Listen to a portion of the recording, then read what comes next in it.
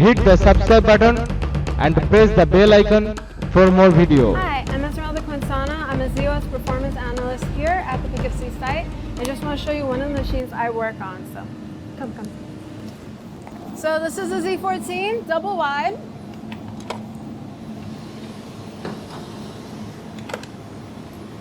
All right. So I could probably live in this thing. At a glance, we'll get into it. This is power. We have behind this I/O. More power with the SASE up there, I/O, and our processors. So we're gonna move the SC out the way. So up here, this is our power supply. We have two batteries up here. Something to know about the batteries is, they're kind of small. They do a very specific job. If power goes out, we want to make sure that we complete transactions in flight, right? Because data integrity is incredibly important to us, and you, hopefully. All right, so over here, you see this nest of I/O. These are all PCIe I/O cards. You can see that we have a ton. We have even more on the back. There's some over there too.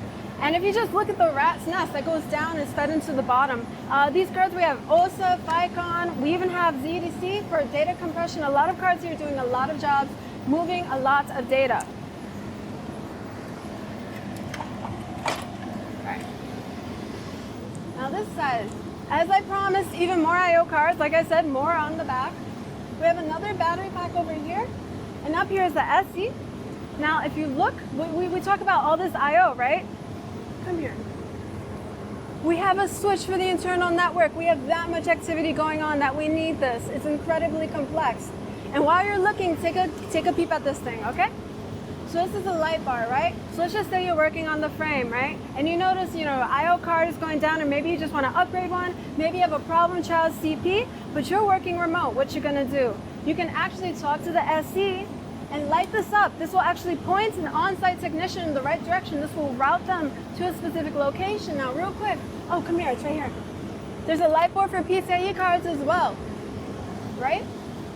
So that allows you to just, very easily communicate where your technician needs to go. Now, I mentioned the SC. The SC does a lot more than blinking lights. So, an airplane, right? You ever see the cockpit? It's full of knobs, right? Like just bells and whistles everywhere.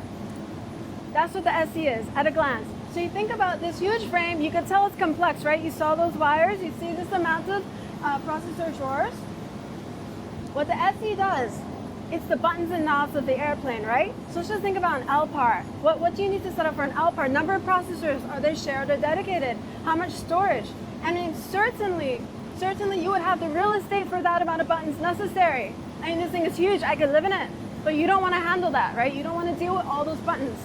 The SC allows you that level of control in both a GUI tool called the HMC, as well as the command line interface. So right here, we have two of them, right? Just like two pilots on an airplane. Redundancy is incredibly important. The two SC servers are up here. So if you had one and you lost it, you're gonna land that plane blindly.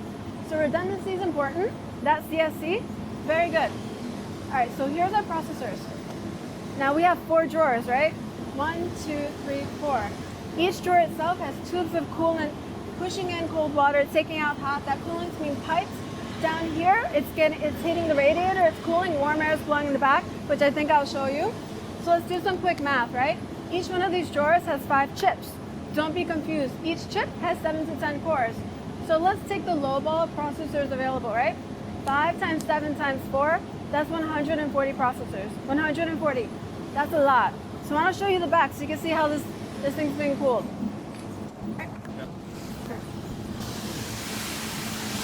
So this is an absolute wind tunnel. This is a nice summer breeze. This is behind the processors.